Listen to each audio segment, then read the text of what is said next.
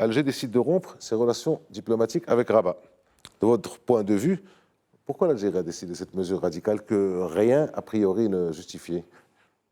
Cette mesure a été, je m'en souviens, on s'en souvient, précédée par des sorties, par des déclarations, on va dire quasiment de guerre à l'égard du Maroc.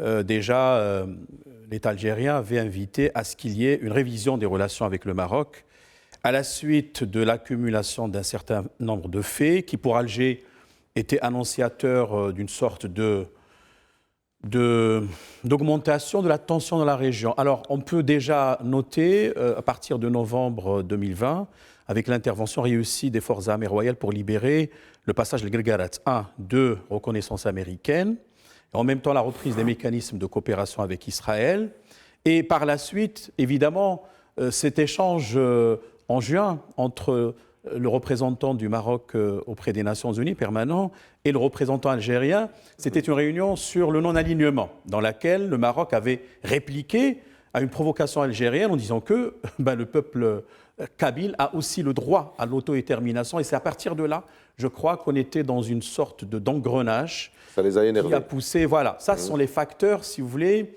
apparents. Mais au fond, il y a toujours cette face cachée de l'iceberg.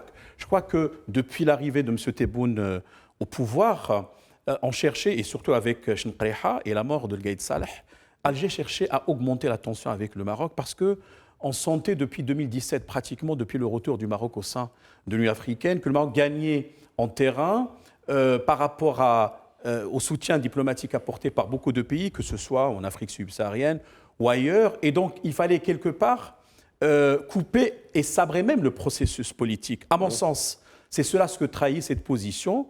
Au final, évidemment, on le sait, diaboliser l'autre, renforcer l'unité nationale, donner une certaine légitimité à l'équipe au pouvoir qui est stratocratique, qui est militaire.